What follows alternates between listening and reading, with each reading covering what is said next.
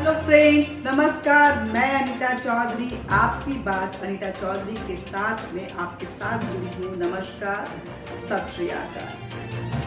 nationtoday.com एक ऐसा platform है जो जनता की बात, देश की बात जनता के सामने, देश के सामने अलग अलग तरीकों से, अलग अलग मुद्दों के साथ लेकर आता है और आपके साथ जुड़ता है। ये एक देश हित में बात करने वाला चैनल है, इसलिए आप इसको सब्सक्राइब जरूर करें और लाइक भी करें। साथ ही कमेंट बॉक्स में अपना कमेंट देना, कैसा लगता है आपको ये चैनल, किस तरह क्या सुझाव देना चाहते हैं, या ऐसे कौन से मुद्दे हैं जिस पर आप चाहते हैं कि हम आपसे बातचीत के जरिए जुड़ें, इसको लेकर के आप जरूर कमेंट करें। तो आज का मुद्दा जो है वो ये है कि कांग्रेस लगातार विवादों के घेरे में आते जा रही है। धरातल से कांग्रेस तो खत्म होती ही जा रही है, साथ ही जैसे जैसे परतें खुल रही हैं, कई ऐसे मामले हैं कांग्रेस के जो देश के सामने आ रहे हैं और वो कहीं ना कहीं कांग्रेस को कटघरे में खड़ा कर रहा है। राजीव गांधी फाउंडेशन जो चीन में का मामला जब सामने आया और लगातार कांग्रेस चीन के गालवान वैली में इंटरफेयर को लेकर के जिस तरह से आक्रामक हो रही थी, कहीं ना कहीं चीन के साथ नजर आ रही थी, लेकिन जब तहकीकात करने पे पूरी बात सामने आई तो ऐसा सामने आया कि राजीव गांधी फाउंडेशन जो है उसको कई बार चीन ने लंबा चौड़ा डोनेशन दिया है, जिसको शायद यही वजह है कि चीन के मामले में कांग्रेस इतनी सॉफ्ट नजर आती है। लेकिन अब और कई दो ट्रस्ट हैं कांग्रेस के जो कि विवादों के घेरे में आ चुके हैं। पहला, राजीव गांधी चैरिटेबल ट्रस्ट जो है उस पर भी गृह मंत्रालय ने पैनी नजर रखी है और जिस तरह की खबरें आ रही हैं उसके मुताबिक वो भी विवादों के घेरे में है। तकरीबन 11 मंत्रालयों की तरफ से इस ट्रस्ट को डोनेशन मिला था जब यूपीए शासनकाल था, लेकिन ये पैसा कहाँ लोक जनसेवा कल्याण में कहाँ पे खर्च हुआ उसका कोई भी ब्यौरा नहीं सामने आ रहा है। इसके साथ साथ जो इंदिरा गांधी मेमोरियल ट्रस्ट है वो भी विवादों के घेरे में है, क्योंकि कई माध्यम से इस ट्रस्ट में भी पैसे आए, लेकिन कोई भी लेखा जोखा उसका सामने नहीं है कि जो ट्रांजिशन ऑफ मनी हुआ वो कहाँ से हुआ और कहाँ खर्च हुआ, किस लोक कल्याण के किन किन कामों में खर्च हुआ है। तो ये सारी बातें हैं। इनकम टैक्स एक्ट का यहाँ पे उल्लंघन देखा जा रहा है, साथ ही मनी लॉन्ड्रिंग एक्ट को भी लेकर के जो ईडी है वो कार्रवाई कर रही है और उसके साथ साथ फॉरेन फंडिंग जो है उसमें उसके नियमों में भी कहीं ना कहीं उल्लंघन इन ट्रांजिशन ऑफ मनी में नजर आ रहा है। गृह मंत्रालय ने कमेटी गठित कर दी है और साथ ही इंक्वायरी ऑर्डर कर दिया है। ये जो ट्रस्ट हैं इसके पैसे कहाँ से आए हैं, कहाँ कहाँ खर्च हुए हैं और किस तरह से किस किस संस्थाओं ने, किस किस देशों ने, किस किस मंत्रालयों ने किन किन ग्राउंड्स पे इनको फंडिंग की है, ये सारा देखा जाएगा। उस समय जो पीएम केयर फंड था उससे भी पैसे इन ट्रस्ट को दिए गए हैं, लेकिन वो पैसे कहाँ खर्च किए गए हैं इसका कोई भी ब्यौरा सामने नहीं आया है। अगर बात करें कांग्रेस की तो पिछले कुछ सालों से अगर हम देखें तो कांग्रेस की कुछ परतें ऐसी खुलती नजर आ रही हैं कि कांग्रेस लगातार विवादों के घेरे में नजर आ रहा है।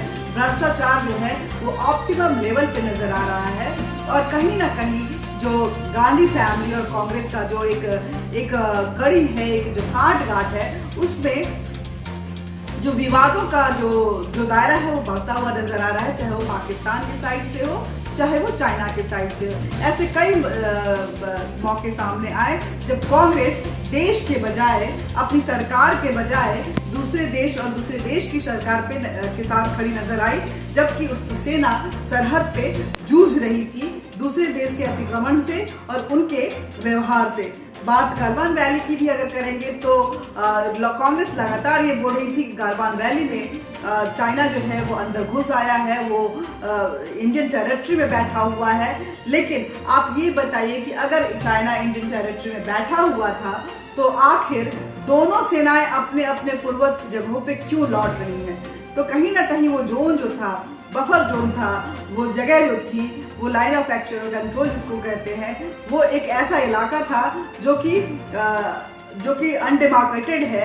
चाइना जब आगे बढ़ने की कोशिश किया और हमारी तरफ बढ़ने की कोशिश की तो भारत ने आंख दिखाते हुए चाइना को सावधान कर दिया कि आप वहीं रहें, आपको आगे बढ़ने की जरूरत नहीं है। और इंडियन आर्मी भी अपनी जगह से उठकर उस बफर जोन में गई और चाइना को रोकी।